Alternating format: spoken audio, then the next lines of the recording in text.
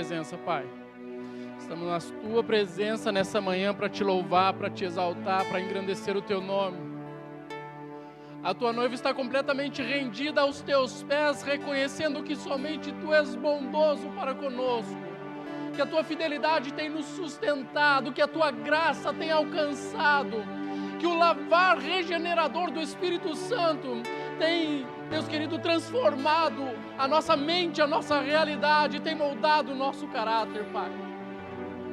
Obrigado, Deus, obrigado. Não existe palavra em nós para dizer o quanto somos gratos à Tua graça e à Tua misericórdia, o Teu amor.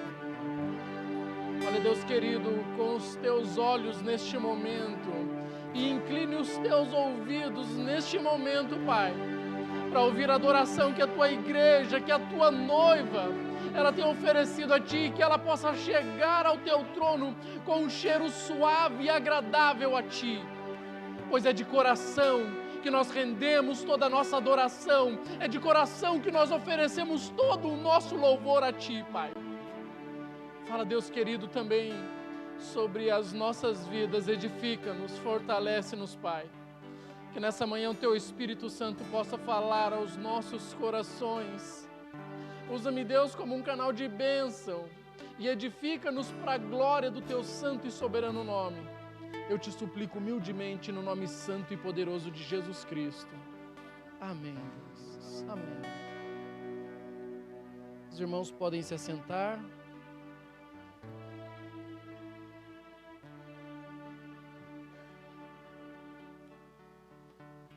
A paz do Senhor, meus irmãos. Amém? Estão felizes? Glória a Deus. Também fico muito feliz em estar aqui mais uma vez. Motivo de muita alegria, muita satisfação. Quando Zenaide fez o convite, eu nem pensei em dizer não. Porque eu gosto muito, né? Só que a minha esposa esteve pregando na quarta-feira aqui, ela falou que não queria estar pregando. Porque existem momentos de dificuldades e problemas nas nossas vidas, eu vou ser bem honesto com vocês. Me sinto um pouco parecido com ela na quarta-feira. Eu confesso para vocês que tem sido dias difíceis, de grandes tribulações, problemas e dificuldades, e confesso para vocês que nestes momentos ser cristão não é fácil. É difícil e às vezes nos contraria. Nós temos os nossos desejos e as nossas vontades, e muitas vezes elas se chocam contra as vontades, os ensinos, os preceitos divinos para a nossa vida. E é nesses momentos que é difícil você escolher entre fazer aquilo que é necessário ser feito e aquilo que você quer fazer. Não tem sido fácil, mas a fidelidade de Deus, ela tem alcançado a nossa família. A graça de Deus tem estado sobre o meu lar, sobre a minha casa. E eu creio veementemente que o inimigo não tem poder nem autoridade sobre o meu lar. Porque o meu lar, entre aspas, meu, não me pertence. Pertence ao Rei dos Reis e Senhor dos Senhores. Dito isto, quero dizer que hoje tem culto lá no meu lar. Às 15 horas, 3 horas da tarde, nós passamos a semana nos organizando para oferecer o melhor que nós podemos. Então nós queremos convidar a todos vocês são muito mais do que bem-vindos, vocês podem estar até um pouco mais cedo, fiquem à vontade, sair só depois que acabar o culto também. A gente fica muito grato em poder abrir as portas da nossa casa para cada um de vocês. Tem alguns parentes meus, eu vou dizer para vocês que bem poucas pessoas foram lá em casa depois que a gente terminou, ou quase terminou a nossa obrinha lá, a nossa construção. Então, trazer a igreja para dentro do nosso lar é uma das coisas primordiais que a gente tem feito. Então, vocês vão ser um dos primeiros a entrar na nossa casinha, nossa nova casa. E eu quero dizer que vocês precisam ir, porque a gente vai ficar muito feliz. Compramos bastante pão para vocês. Pão com mortadela. Não tem mortadela, não. Mas, enfim, meus irmãos, tem bastante pão, bastante café e água. Aliás, todo mundo come pão todo dia e não reclama, então hoje vamos comer pão de novo. Meus irmãos, se você puder abrir tua Bíblia na carta de Paulo aos Filipenses, deixe ela aberta. Foi lido o capítulo 4, eu vou voltar um pouquinho e vou ler o capítulo 3.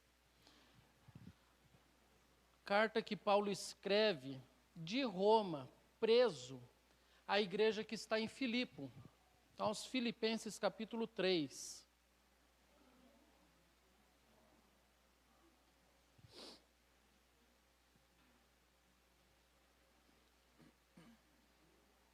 Eu espero sem problema nenhum, meus irmãos. Tenho bastante tempo. Zenai diz que eu posso pregar até 1 hora. Filipenses capítulo 3, a partir do 1º verso.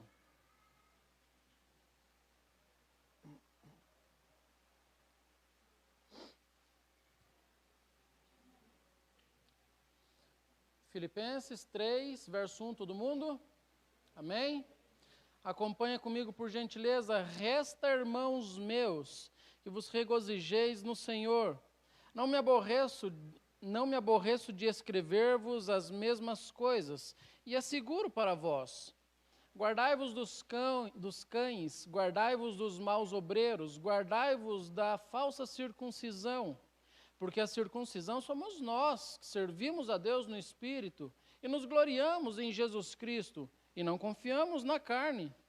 Ainda que também podia confiar na carne, se algum outro cuida que pode confiar na carne, ainda mais eu, circuncidado ao 8º dia, da linhagem de Israel, da tribo de Benjamim, hebreu de hebreus, e segundo a lei fui fariseu, segundo o zelo, perseguidor da igreja, segundo a justiça que há na lei, fui irrepreensível, mas o que para mim era ganho, reputei por perda, por Cristo.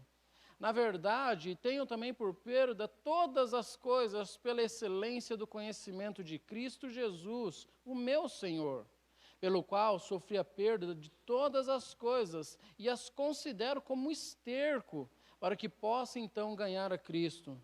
E seja achado nele, não tendo a minha justiça que vem da lei, mas a que vem da fé em Cristo, a saber, a justiça que vem de Deus pela fé, para conhecê-lo, a virtude da ressurreição e a comunicação das aflições, sendo feito conforme a sua morte, para ver se, em alguma maneira, eu possa chegar à ressurreição dos mortos.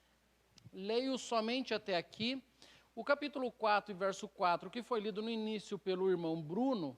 Eu vou falar dele um pouquinho mais para o final da mensagem.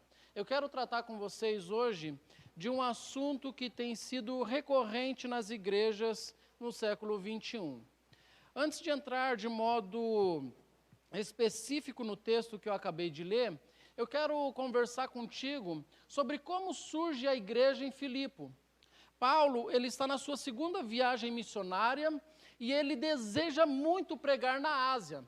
Ele encontra Timóteo no início dessa viagem e está junto com ele também Lucas, o médico, escritor do livro de Atos e também do Evangelho, segundo o relato de Lucas. Só que eles estão planejando sair de onde eles estão e ir para a Ásia. Só que a palavra de Deus diz em Atos capítulo 16 que eles foram impedidos pelo Espírito Santo por 2 vezes. Por 2 vezes eles querem ir para a Ásia, mas diz a palavra que o Espírito Santo impede que eles sigam para a Ásia. Aí nesta noite Paulo vai dormir e ele tem um sonho, onde um homem diz para ele: passa a Macedônia e vem até aqui que nós precisamos de você. Ele acorda no dia seguinte certo de que esta era a vontade de Deus. E ele diz para a comitiva: vamos para Filipos, porque eu entendo que Deus me quer lá. Olha só que interessante, a resposta de Deus e a conversão de uma cidade veio através de um não de Deus. Isso me faz entender que por vezes a nossa vontade, ela é boba. A nossa vontade, ela não enxerga nada além da ponta dos nossos narizes. Essa é que é a realidade. Nós não conseguimos ver o que tem depois da curva. Nós não conseguimos enxergar o final do deserto, porque a nossa visão ela é extremamente limitada. Mas o Espírito Santo, ele vai muito além daquilo que nós conseguimos enxergar. E ele diz para Paulo, Paulo, eu não quero que você vá para a Ásia, eu te quero em Filipos, e lá eu vou iniciar uma igreja. Em Filipos, Paulo, nós entendemos que não tinha sinagoga lá, porque Paulo saía da cidade, ia na beira do rio aos sábados para cultuar a Deus, para orar. Ia também a sua comitiva, Lucas, Timóteo.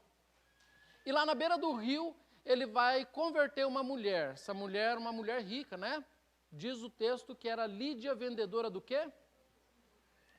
Púrpura é um pó que é extraído de um molúsculo aquático. É um pó de tom extremamente forte, avermelhado. Era algo de luxo na época. Lídia era uma vendedora gourmet de uma boutique extremamente famosa em Filipos. Para quem vive hoje, na nossa época, entender mais ou menos qual era a situação. Era quase que uma vendedora de Louis Vuitton. O que mais que nós temos aí? Da Lacoste, não sei. O que mais? Da Gucci. Era mais ou menos isso que Lídia fazia. Era uma mulher rica, uma vendedora de algo extremamente raro, mas que deixava as mulheres muito bem vestidas. Nós vamos ver que a palavra de Deus alcança essa mulher, mas diz que certo tempo depois, Paulo vai pregar na cidade, e durante essa mensagem, essa pregação, ele resolve expulsar o espírito de uma menina, que era escrava, agora já não mais rica, extremamente pobre, já não tão mais conhecida, mas agora um pouco mais anônima, uma menina que tinha um espírito de adivinhação. Paulo também transforma a vida dessa menina, o que deixa as pessoas extremamente furiosas, porque acaba agora o comércio, porque ela tinha senhores que cobravam dinheiro para que ela adivinhasse o futuro. E por conta disso, Paulo vai ser preso. Diz o texto que Paulo, à meia-noite na prisão, cantava louvores a Deus. Eles saem de dentro da prisão. O guarda que estava cuidando de Paulo diz assim, se ele fugir, eu vou morrer. Então, antes que eu morra pela mão dos soldados, eu mesmo vou me matar. Pega uma espada e quando ele vai se matar, Paulo fala, não faz isso não, cara. Para com isso, não tem necessidade. E aí ele pergunta sobre a salvação. E naquela noite Paulo diz assim, que se ele crê, não somente ele, mas toda a sua casa seria salva. Em Filipe, conforme o relato de Lucas, nós temos essas três situações. 3 pessoas salvas, classe social extremamente diferente, entendimento completamente diferente, não eram parecidos em nada. E isso tudo acontece porque eles entenderam que o não de Deus era algo construtivo, era algo bom, essencial, era algo necessário para aquele momento do Evangelho. Nós precisamos entender como líderes religiosos, e eu quero chamar a atenção aqui, para todos aqueles que têm liderança dentro da igreja, aqui no Jardim Gramado, os ministérios que aqui têm trabalhado, que têm se engajado, que têm nos direcionado. Ali o Marcelo, cuidando da criançada lá em cima. Nós temos a Zenaide, que me convidou hoje para pregar pelo Ministério Jovens. Nós temos a Diaconisa Helenir, está por aí, não? Não veio hoje? Eu não vi ela, né? A Diaconisa Helenir cuida das nossas meninas, as nossas meninas de maior, as mulheres, Ministério de Mulher. Nós temos o Claudenir, que tem se empenhado e tem tentado fazer um bom trabalho no Ministério de Proclamação. Meus irmãos, eu esqueci de alguém? Diego, Jéssica, desculpa, no MMA, Diego com o Ministério de Louvor. Faltou algum ministério, não? Meus irmãos, nós precisamos entender que o direcionamento não é nosso. Quem diz o que deve acontecer em cada ministério dentro dessa igreja não são os diretores, os líderes. Quem vai conduzir o povo de Deus não é pastor e líder ministerial. Nós precisamos entender que estes homens e essas mulheres devem ser direcionados, instruídos, guiados, de modo único e exclusivo pelo Espírito Santo. Porque é desse jeito que constrói a salvação de outras pessoas, é deste modo que nós moldamos caráter. Nós precisamos ser completamente dependentes do Espírito Santo sobre a nossa vida. Agora, no início dessa jornada, ali na cidade de Filipe, Paulo vai falar de alguns problemas. A carta aos Filipenses, ela traz alguns problemas dentro da igreja, mas ela também diz de alegria. Nós vamos ver mais para o final como que nós vamos enxergar a alegria, a felicidade, o contentamento de um apóstolo que está preso em Roma, que tem direito a visitas regulares, ou seja, não é a qualquer momento, é regular o negócio, uma prisão domiciliar, ele está dentro da sua casa, mas existe uma guarda cuidando dele, a guarda romana, pretoriana. Mas Paulo diz, eu estou feliz, eu me alegro. Aliás, o texto que foi lido no início, eu peço para que vocês se alegrem no Senhor, outra vez repito, alegrai-vos. Mas ele vai dizer aqui de alguns problemas, e se você quiser e puder acompanhar na tua Bíblia, farei de modo textual, verso a verso. Diz assim, Filipenses 3, resta, irmão meus, que regozijei-vos no Senhor, não me aborreço de escrever estas coisas, ou as mesmas coisas, pois é segurança para vós. Existem coisas na igreja que são pregadas, parece que todo sábado, né? Mas todo sábado vai falar de pecado, gente, credo, mas de novo, o sábado do pecado já não foi pregado sobre pecado. Já não foi pregado, sei lá, sobre obediência, já não foi pregado sobre mandamentos, parece que é todo dia, e às vezes nós ficamos incomodados, falando, mas de novo. Mas Paulo ele está dizendo assim, eu não fico triste, eu não me aborreço de falar novamente tudo aquilo que eu já disse. Sabe por quê? Porque Paulo, quando ele escreve para a igreja em Filipe, quando ele escreve para a igreja em Éfeso, quando ele escreve em Colosso, para todas as igrejas que ele vai escrever, ele vai fazer repreensões, e muitas vezes são repetidas, problemas de igrejas, problemas crônicos, problemas que todos nós temos. E tem coisas que a gente precisa ser lembrado, todo santo sábado, todo domingo, toda quarta. São problemas que nós nos esquecemos rotineiramente. Nós precisamos nos alimentar todos os dias. Eu falei há pouco de comer pão. Com exceção daqueles que são um pouquinho mais fit, acho que todo mundo come pão todos os dias. E não reclamamos disso.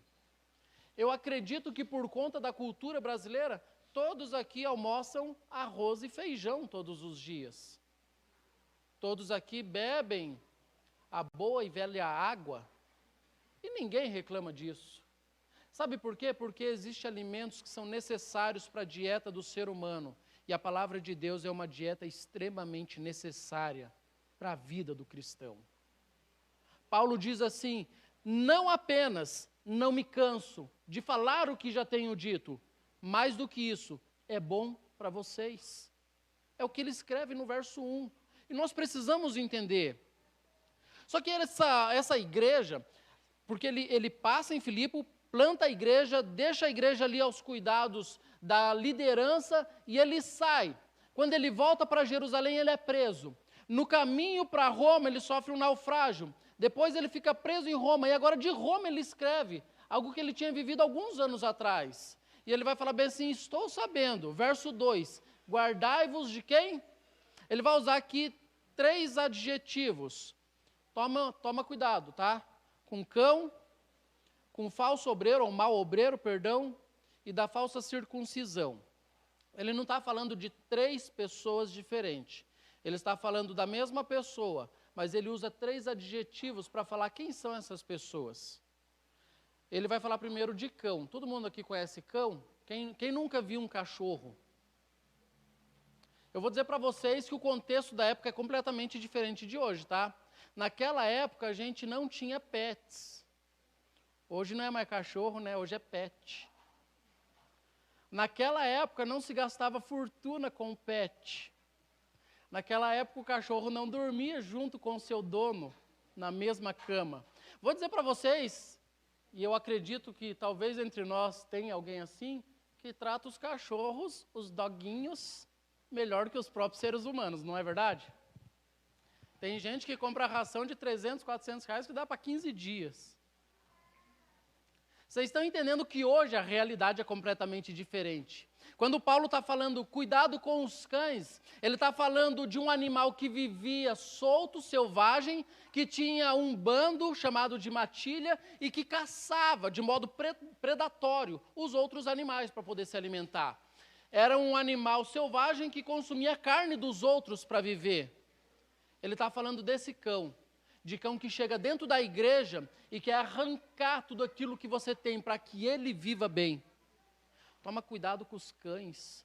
Toma cuidado com os maus obreiros, pessoas que fingem que trabalham bem em prol de Cristo, mas não trabalham. Pessoas que fingem que entendem a palavra de Deus, mas não entendem. Pessoas que vomitam para vocês aquilo que elas acham que é verdade, mas ela não se dá o luxo de estudar a palavra de Deus na dependência do Espírito Santo. Toma cuidado com os maus obreiros. Toma cuidado com os falsos circuncisos. O que é um falso circunciso? Era um homem que se convertia ao judaísmo, praticava circuncisão para dizer, agora eu sou judeu. Mas na realidade, não era.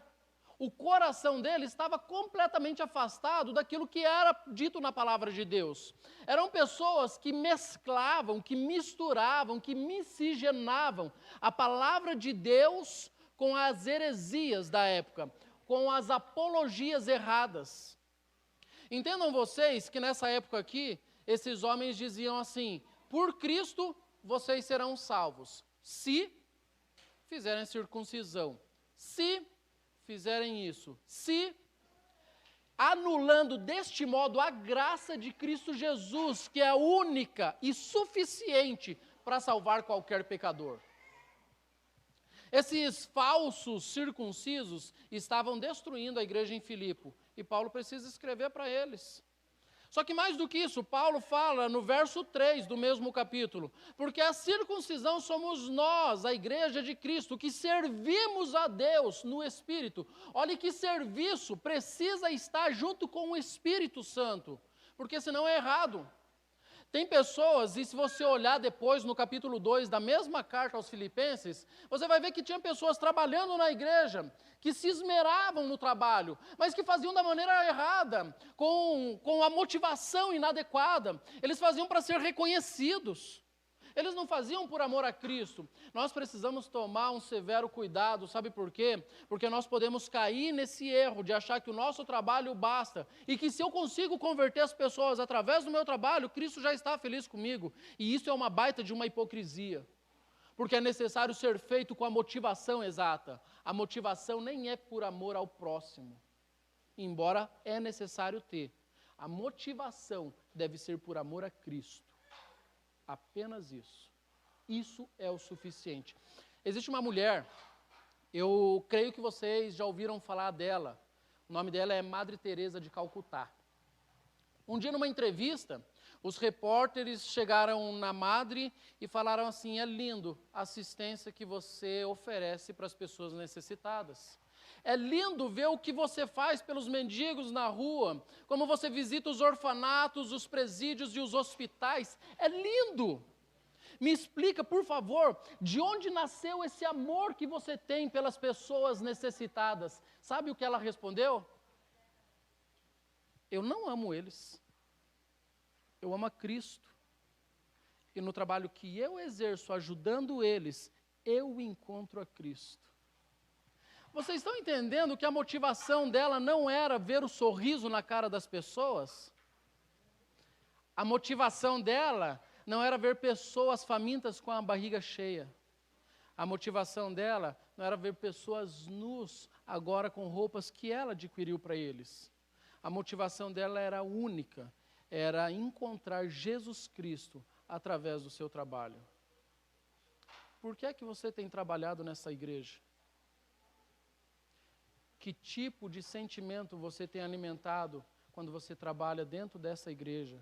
Quando você sai para a rua para falar de Cristo, o que de fato você espera?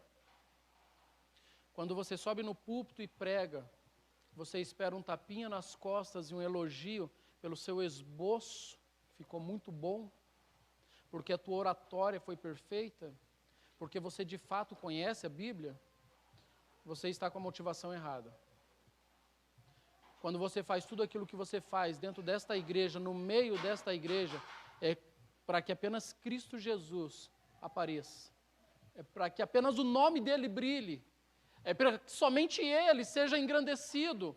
Como disse João, às margens do Rio Jordão, vendo Cristo batizar, ele disse assim, é necessário que eu diminua, para que ele cresça.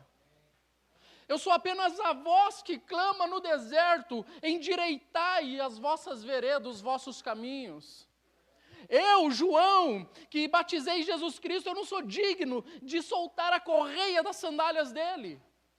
Ele entende quem de fato necessita brilhar, quem de fato precisa aparecer e crescer. Ele sabe para quem é que ele está apontando todas as vezes que ele abre a sua boca. É Cristo Jesus e mais ninguém. Paulo diz assim: nós somos a circuncisão. Nós quem? Nós que trabalhamos com o Espírito. Nós que damos a glória a Jesus Cristo. Nós que não confiamos na carne, na nossa força, mas sim no nome de Jesus. Nós precisamos entender que esta é a verdadeira circuncisão. Quando Paulo fala sobre isso aos Gálatas, ele vai dizer que a verdadeira circuncisão está no coração. Nós precisamos ser circuncisos, mas do nosso coração, da nossa alma, da nossa mente, do nosso entendimento. Mas aí ele também precisa apresentar suas credenciais. Sabe por quê? Porque este mesmo grupo que está tentando destruir a igreja em Filipe, também está tentando denegrir a imagem de Paulo. E ele fala assim: vocês confiam na carne, eu não. Mas se pudesse confiar, eu tenho mais autoridade que vocês para isso. E ele apresenta suas credenciais. Verso de número 5. Acompanha cada um desses detalhes. São 7 credenciais que Paulo apresenta. A primeira ele diz assim: sou circuncidado ao 8º dia. Sabe o que isso significa? Isso significa que ele é da linhagem de Isaac. Sabe por quê? Porque Ismael ele é circuncidado quando ele tinha já 13 anos de idade. Que foi quando Abraão recebeu a ordem de Deus sobre a circuncisão. Quando ele fala assim: eu sou circuncidado desde o 8º dia, ele está falando assim: eu nasci no meio deles, eu sou judeu de nascimento. Porque existia uma prática de conversão ao judaísmo, e todos que se convertiam ao judaísmo, eles eram circuncidados, assim que chegava. Não interessa se tem 8 anos, 10 anos, 20 anos, eu estou tentando mudar o meu vocabulário para pregar, tá, gente?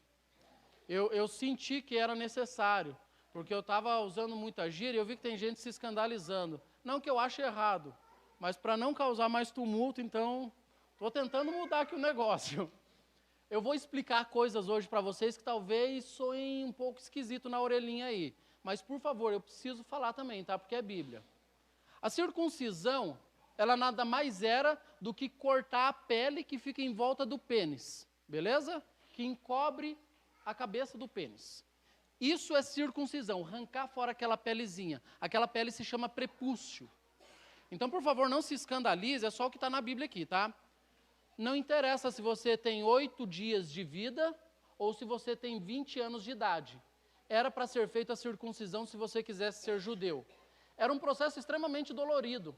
Era um processo que trazia, inclusive, algumas vezes a morte. Naquela época nós não tínhamos anestesistas, nós não tínhamos antibiótico, nós não tínhamos médico formado na PUC, ok?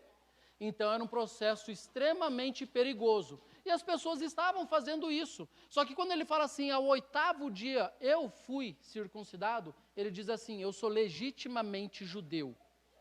Eu não vim para cá porque eu achei bonitinho, porque eu achei legalzinho, porque virou modinha. Eu fiz isso quando quando eu tinha apenas 8 dias de vida. Ele está falando da legitimidade de ser judeu. Ele vai dizer mais: eu sou da linhagem de Israel. Ou seja, se eu puxar a minha árvore genealógica, ela vai desembocar no Jacó, no Abraão. Por quê? Porque eu sou da linhagem de Israel. O meu pai, que foi pai, que foi pai, que foi pai de Jacó, lá atrás.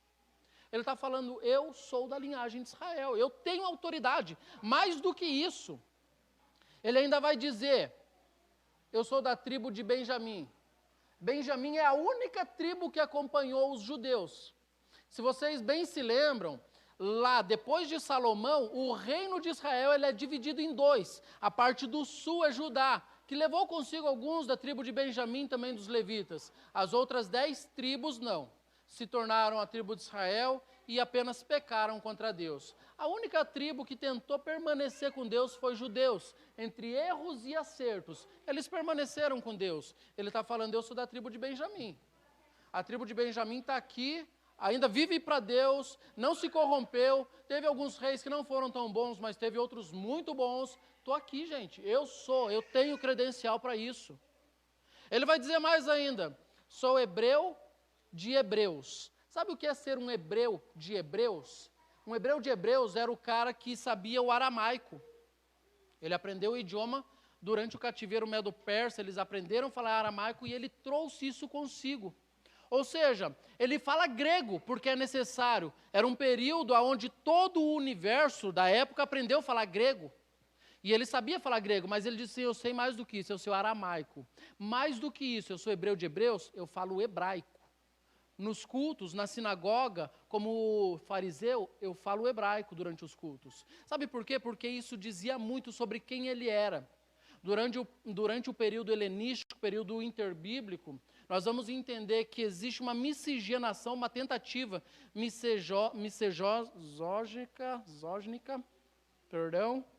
de miscigenação, onde as pessoas eram obrigadas a falar o grego. Hoje acontece algo um pouco parecido em relação ao inglês, né? Parece que está tomando conta do mundo falar inglês. Mas, graças a Deus, não é nada que venha atrapalhar a nossa vida, a nossa fé cristã. Só que mais do que isso, ele ainda vai dizer assim, segundo a lei, fui fariseu. O farisaísmo, ele surge justamente nesse período interbíblico, do período ali dos 400 anos de Cristo até o nascimento de Jesus Cristo. Um período que nós entendemos que o Espírito Santo não falou com os profetas, onde nós não temos escritura de profecias, onde muita coisa aconteceu. E nesse período, eu estava comentando hoje pela manhã, com a minha esposa e com o Leandrinho, sobre alguns imperadores, né? E daí eu falei bem assim, quem foi o maior imperador e por aí vai. Então nós temos um homem grego que se torna o maior imperador, talvez, de toda a história. Que é quem? Fala bem alto. Alexandre o Grande, Alexandre Magno. Aliás, não sei se vocês sabem, mas a cidade de Filipe recebe esse nome em homenagem ao pai de Alexandre o Grande, né? Que era Filipos também. Felipe, né, melhor dizendo. Filipe Magno, terceiro. E agora, nesse período, nós temos um momento helenístico, onde a miscigenação cultural ela vai tomar todo o mundo e ela vai acabar com o movimento hebreu, o movimento judeu. Mas os fariseus dizem assim, vamos nos levantar para defender o nosso ideal de judeu, nós vamos ser fariseus e nós vamos defender a palavra de Deus, todo o conteúdo que os nossos antepassados, todo o conteúdo que a tradição judaica, tudo aquilo que Moisés ensinou, nós vamos defender a ferro e fogo, com unhas e dentes. Esses eram os fariseus, que vão aparecer justamente nesse contexto de guerra, ali com Alexandre o Grande, um grande imperador, inclusive conhecido por muitos como o maior militar já existente na história. Ele expandiu completamente o reino, dominou quase que todo o mundo, em apenas 12 anos de reinado. Um cara incrível. Ele vai dizer assim, eu sou fariseu, eu sou esse cara, que se levanta lá atrás para defender a palavra de Deus. Olha ele apresentando as credenciais. Agora ele vai dizer assim, pelo zelo, eu fui perseguidor da igreja. Ou seja, ele defendia tudo aquilo que contrariava a ideia do Sinédrio. O Sinédrio dizia que era necessário circuncidar, dizia que era necessário fazer isso, aquilo, que era necessário guardar as regras menstruais, que era necessário defender o olho por olho, o dente por dente. E ele vai dizer agora, eu fiz isso, eu defendi tudo isso que eu cria. Eu tinha zelo, eu tinha ciúmes da palavra de Deus, eu cuidava de cada ponto, de cada vírgula. Eu fui extremamente zeloso a ponto de perseguir a igreja de Cristo, porque eles pregavam algo diferente daquilo que eu cria. Eu fui perseguidor da igreja. Ele está mostrando todas as suas credenciais. Ele disse que, segundo a justiça, ele era completamente irrepreensível. Ou seja, ele não cometia pecado no que diz respeito à lei de Deus. Sabe, ele tem tudo aquilo que é necessário para dizer, esse cara é exemplo. Esse cara pode falar que eu vou ouvir, porque as credenciais dele são irrefutáveis. Só que observe também que isso para Paulo já não é tudo aquilo que nós acreditamos ser. Paulo ele vai seguir, depois de apresentar todas as suas credenciais, a partir do verso de número 7, mas o que para mim era ganho, eu considerei perda por amor a Cristo. E na verdade tenho também por perda todas essas coisas. Atenta para mim aqui, na palavra perda. O Novo Testamento, ela usa essa palavra 2 vezes, apenas 2. Ela está aqui, em Filipenses, capítulo 3, mas ela também está lá no livro de Atos, relato de Lucas, no capítulo 27.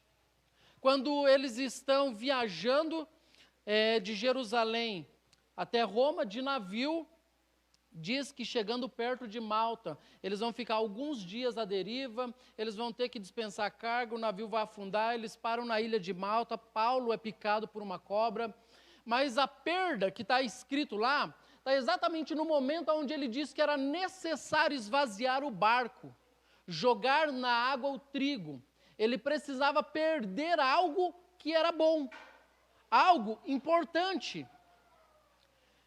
E aqui para nós, tá, gente? O que é que nós precisamos perder para que daí então nós tenhamos a presença de Cristo?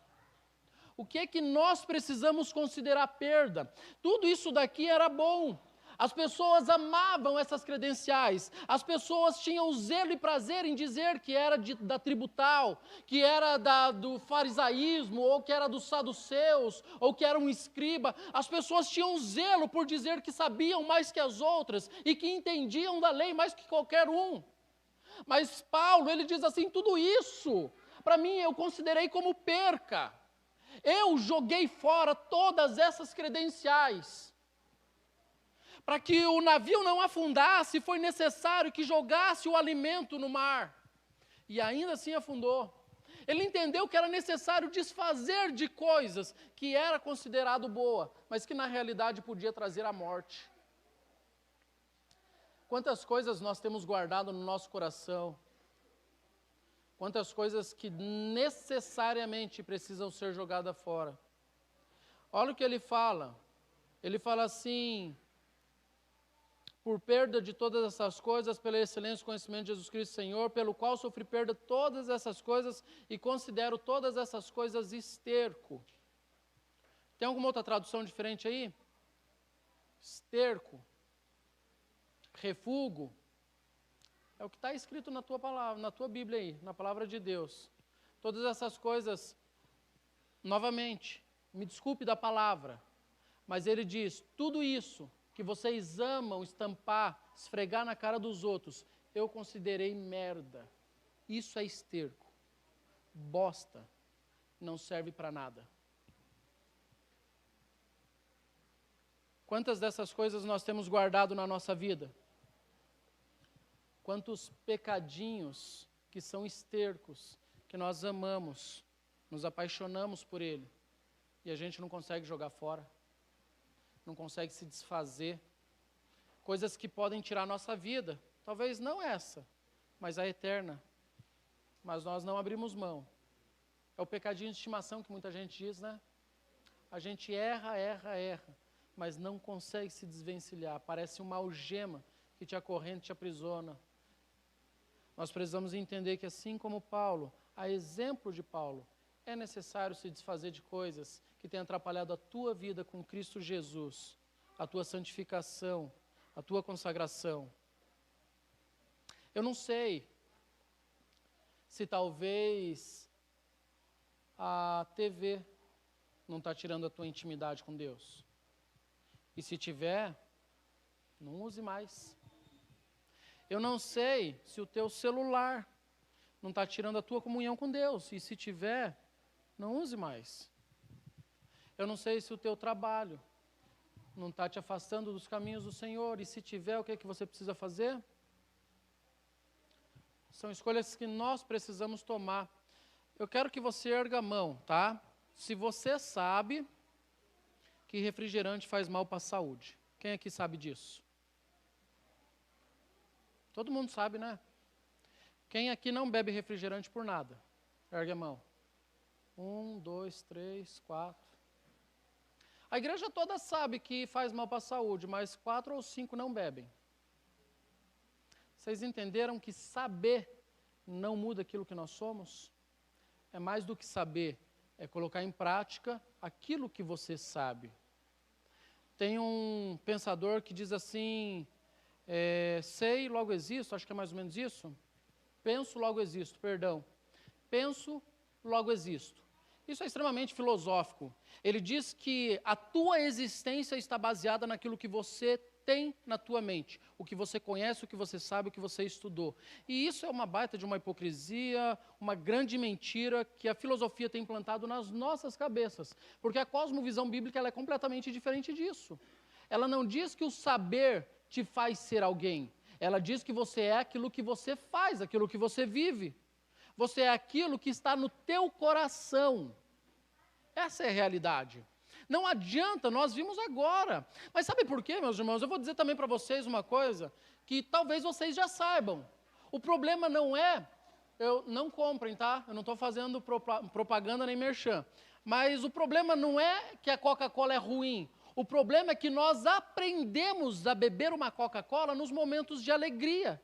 Na festinha, no jogo do Brasil. Não vai ter mais? Nós aprendemos a beber uma coquinha no churrasco, no aniversário da nossa avó, momentos onde a família está reunida, momentos de prazer, de alegria e de felicidade, nós colocamos a Coca-Cola em cima da nossa mesa. Mas observem que nós não fazemos o mesmo com a palavra de Deus.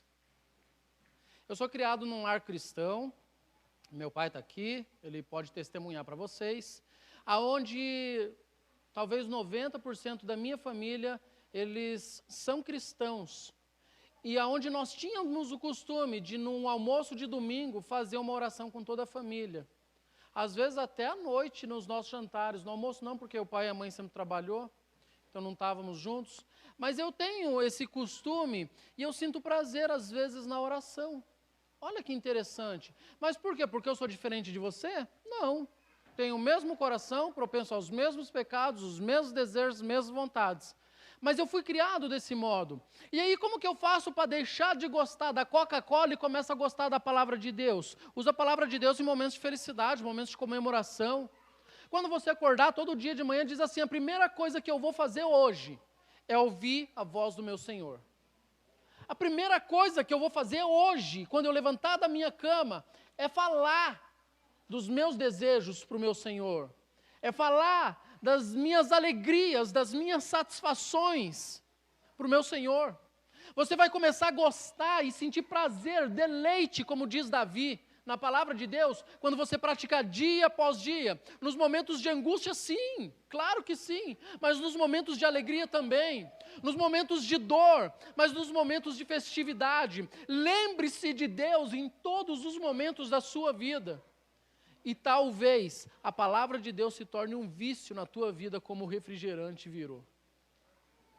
Nós precisamos entender isso, meus irmãos. Paulo, ele vai dizer assim, que seja achado nele, não tendo justiça senão na lei de Deus e também na fé em Cristo Jesus, ou saber da justiça que vem de Deus pela fé. Ele deseja justiça. Mas ele deseja uma justiça que vem dos céus. E a justiça do céu, ela é parecida com a nossa? Em nada, né? O profeta Isaías vai dizer que a nossa justiça ela é comparada a trapos do quê? Você sabe o que é trapo de imundície? Trapo de imundície, com perdão da explicação e da explanação, na época era o moldes, o absolvente, que as mulheres usam hoje durante o período menstrual. Na época, esse era o trapo de imundícia. E aí Paulo vai dizer, ou melhor, o profeta Isaías vai dizer, a tua justiça é exatamente isso aqui, ó. É nojenta, causa ânsia. Quando você se achar justo, lembra disso. Paulo fala assim, eu não quero minha justiça, porque minha justiça não é nada. Eu quero uma justiça que vem dos céus, uma justiça de Deus, que é santa, que é perfeita, a vontade dele. Vocês estão entendendo o que Paulo está falando? Eu vou encerrar aqui essa explanação, para a gente não ir muito longe. E eu vou dizer para vocês que essa igreja estava com vários e vários problemas. pessoas trabalhando com motivação errada. Nós tínhamos aqui duas irmãs que estavam brigando, era a Evode e a Cintique. As duas viviam brigando na igreja, eu nem sei por quê, porque Paulo não falou. Mas ele fala assim, vivam em paz, minhas irmãs. Tenham o mesmo parecer, não fiquem brigando uma com a outra. Tenham o mesmo objetivo. Olha só, pessoas que trabalham, pessoas que estão congregando, mas que têm um monte de problema. E daí no capítulo 4 foi lido pelo Bruno. Regozijai-vos sempre no Senhor. Outra vez digo, regozijai-vos. Meus irmãos, como que foi nosso ano de 2022 na Igreja Adventista da Promessa, no Jardim Gramado e Almirante Tamandaré? Foi só mil maravilha? Teve problema, teve dificuldade? Sempre tem, né? Aliás, quando é que não tem problema dentro de uma igreja, quando nós reunimos 50, 60, 80 pessoas, todas elas criadas de modo diferente? Mas nós temos motivo para agradecer? Glória a Deus!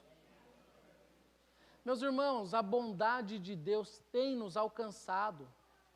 E nós precisamos ter em mente que quando Paulo diz, regozijai-vos no Senhor, ele está dizendo assim, não fique alegre porque você conseguiu um carro novo. Não é isso que ele falou. Ele não falou assim, regozijai-vos, vou usar minha cunhada aqui, porque virou empreendedora. Não é isso.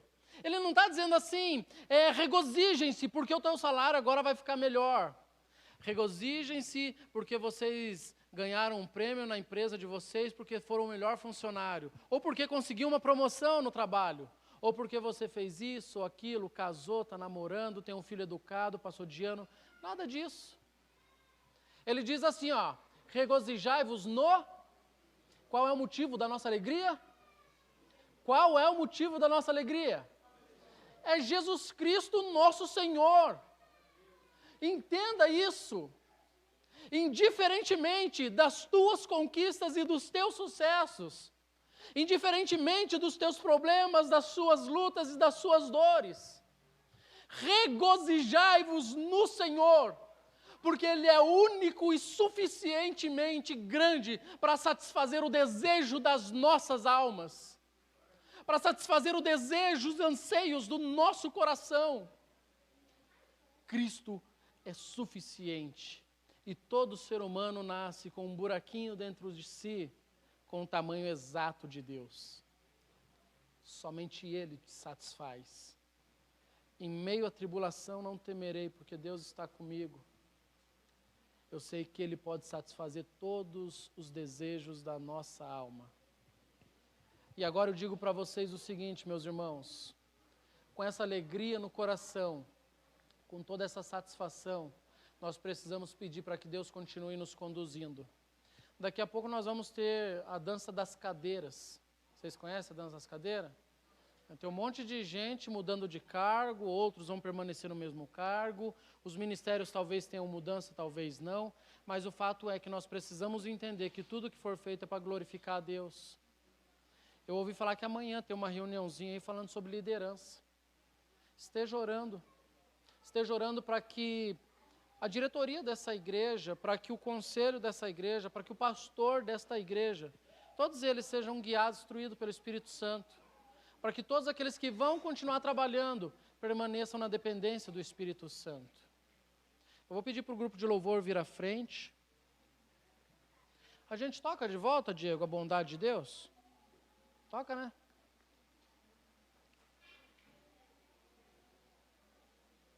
Se você puder, fica de pé, por gentileza. Eu vou pedir para os diáconos, para as diaconias virem à frente. Diácono Angivina, vou ter que citar nome, né, gente? Estou vendo tudo já. Angivina, Eliane, Clarice, Elizabeth, Joãozinho. Ô, Joãozinho, você viu que agora você está virando moda, cara? Joãozinho, olha lá, o Thiago está aderindo ao teu penteado. Que bênção, né? Vem cá, Joãozinho, orar também, por gentileza. Cadê o Marcelo? Está escondido ou está trabalhando? Pode vir, Marcelo, vem aqui por gentileza. O Marcelo, o diácono Marcelo, uma bênção de Jesus, né? Eu gosto muito do Marcelo, sabe por quê? Porque é uma pessoa que não é só líder do MCA, eu vejo que muita gente vai seguindo os passos dele, né? E sabe o que eu digo para vocês? Orem de maneira dobrada por ele, para ele não cair, né? Porque nós somos homens e homens com pés de barro. É fácil de nós cairmos, é fácil de errarmos, e que isso não pode tornar escândalo para a igreja. Eu confio muito na palavra, na sabedoria do Marcelo, mas eu oro para que Deus continue direcionando, guiando, dando sabedoria, fazendo crescer na graça de Cristo Jesus, para que ele possa conduzir o rebanho de Cristo ao lado do pastor Ricardo de uma maneira sábia. Que Deus continue te usando, tá, Marcelo? Em nome de Jesus Cristo. Ô Betinha, vem ajudar também. Cadê a Betinha? Tá lá, diaconisa Beth? Meus irmãos, esse momento de agradecimento, se você tem no teu coração motivos para agradecer, não de pedir, de agradecer, eu quero que você venha à frente receber oração, colocando diante de Deus as tuas alegrias, os teus agradecimentos, a tua felicidade, o teu contentamento. Depois, aí a gente vai pedir daí, tá? Eles vão continuar aqui orando. Mas eu quero primeiro que você venha agradecer a Deus. Enquanto isso, o grupo de louvor vai estar louvando, todos nós vamos estar agradecendo juntamente pela bondade de Deus.